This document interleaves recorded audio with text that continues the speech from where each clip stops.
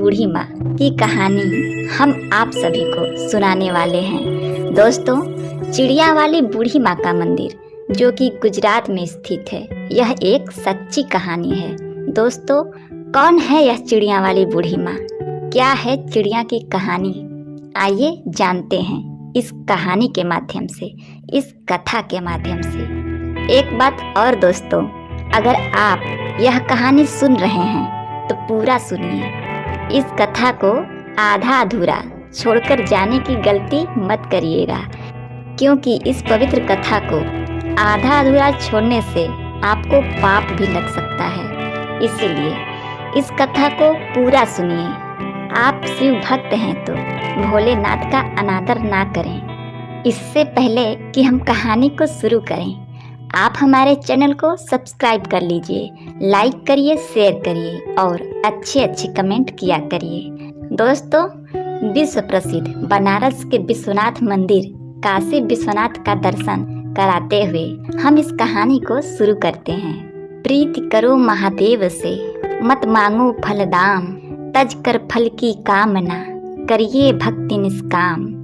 एक गौरैया पक्षी का जोड़ा एक बड़े से शिव मंदिर में उसके पास स्थित पेड़ पे रहा करती थी, और उस शिव मंदिर में जब भी पूजा पाठ, सुबह शाम जब भी आरती होती, तब वो दोनों पक्षी, वो दोनों चिड़िया उस मंदिर में आते और भगवान शिव का आराधना करने लगते और घंटों बैठे महादेव की भक्ति में लीन रहते। इतनी भक्ति करते, निराधार भक्ति करते कि उन्हें अपने तन मन का, अगल बगल के होशो हवास का कोई पता नहीं रहता। उन दोनों पक्षियों का रोज का यही नियम था। सुबह शाम जब भी मंदिर में घंटी बजती, आरती होती, तब वे पक्षी उस मंदिर में पहुंच जाते और भगवान शिव का आराधना करने लगते।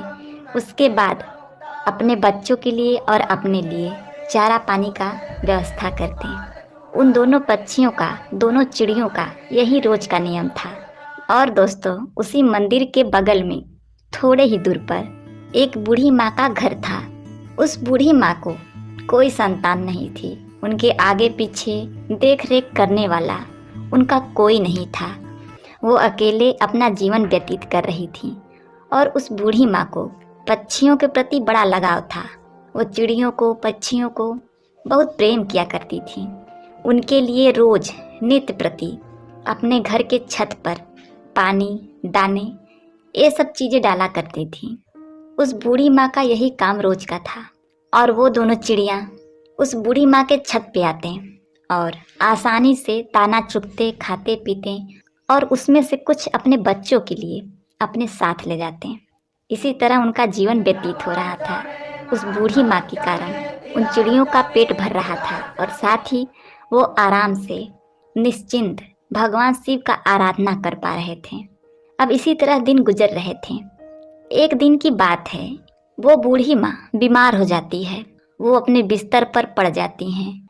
उनका बहू बेटा तो कोई था नहीं कि उनका उपचार करता, उन्हें दवाई वगैरह लाता। अब बूढ़ी माँ बिना दवा के, इसी तरह बिना सेवा बिस्तर पर पड़ी रहती। अब वो अपने छत पर दाना पानी नहीं डाल पा रही थी। अब जब वह गौरैया पक्षी उस बूढ़ी माँ के छत पर दाना चुगने के लिए आते तो वहाँ दाना पानी नहीं देखते हैं। तो वो सोचते हैं कि बूढ़ी माँ कहाँ चली गई, दाना पानी क्यों नहीं डाल रही हैं। इसी तरह 2 दिन बीतते हैं, 3 दिन बीतते हैं। धीरे धीरे वो बूढ़ी माँ कमज़ोर होने लगती है। बिना दवाई दर्पण के एक दिन उनकी मौत हो जाती है। अब जब वो पक्षी देखते हैं कि बूढ़ी माँ का कोई पता नहीं चल रहा है और छत पर दाने भी नहीं डाला जा रहा, तो वो घबरा जाते हैं। वो बहुत ही परेशान होते हैं और उस बूढ़ी माँ को पूरे गांव में आसपास ढूंढने लगते हैं, खोजने लगते हैं। खोजते खोजते दोनों थक जाते हैं। तो उसमें से जो मादा गौरैया थी, वो अपने पति से कहती है, स्वामी, बूढ़ी माँ का कोई पता नहीं चल रहा है। बूढ़ी माँ कहाँ चली गई? वो हमें दाना पानी दिया करती थी और अन्य पक्षियों का देख रेख किया करती थी। वो कहाँ गई? हमने इतना उन्हें ढूंढा लेकिन वो मिली ही नहीं। अब हम क्या करें? उस गौरैया का पति कहता है कि प्रिय, हमने हर जगह बूढ़ी माँ का तलाश किया, बूढ़ी माँ कहीं नहीं मिली। एक जगह हमने उन्हें नहीं देखा, उनके खुद के घर में।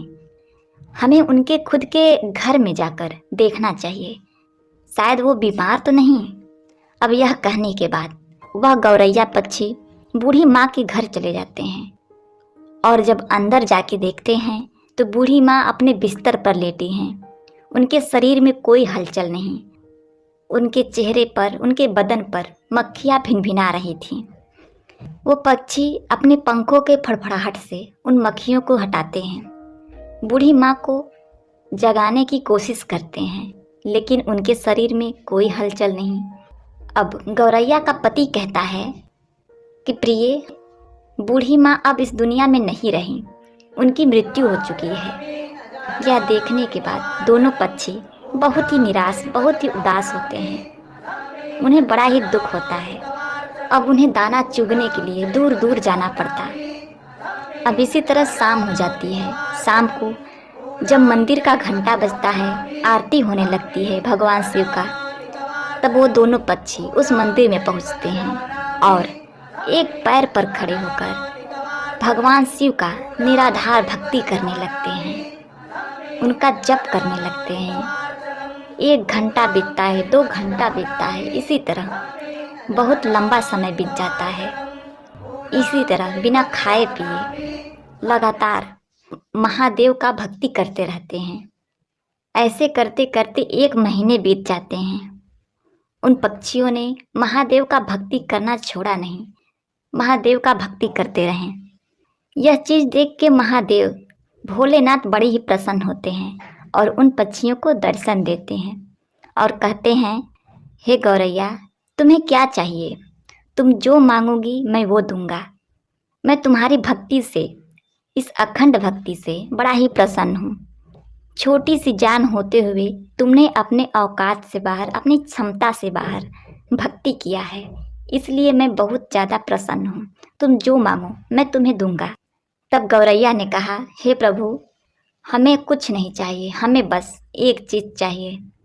आप हमारी उस बूढ़ी माँ को, उस पुण्य आत्मा को फिर से हमें लौटा दीजिए, उन्हें जीवित कर दीजिए, बस हमें यही चाहिए। भोलेनाथ ने कहा, हे पक्षियों, ये सृष्टि का नियम है, अगर जो मर जाता है वो कैसे जीवित हो सकता है? मैं सृष्टि के चक्र में कैसे बाधा बन सकता हूँ? तुम और कुछ मांग लो। तब उस चिड़िया ने कहा, नहीं भोलेनाथ, हमें कुछ नहीं चाहिए, हमें बस हमारी बूढ़ी माँ चाहिए और कुछ नहीं, आप हमें वापस कर दीजिए। तब भोलेनाथ ने कहा, पक्षियों, अब वह बूढ़ी माँ का शरीर गल चुका है, उसमें से कीड़े निकलने लगे हैं, उनका शरीर छत बिछत हो गया है, मैं उन्हें कैसे जीवित कर सकता हूँ?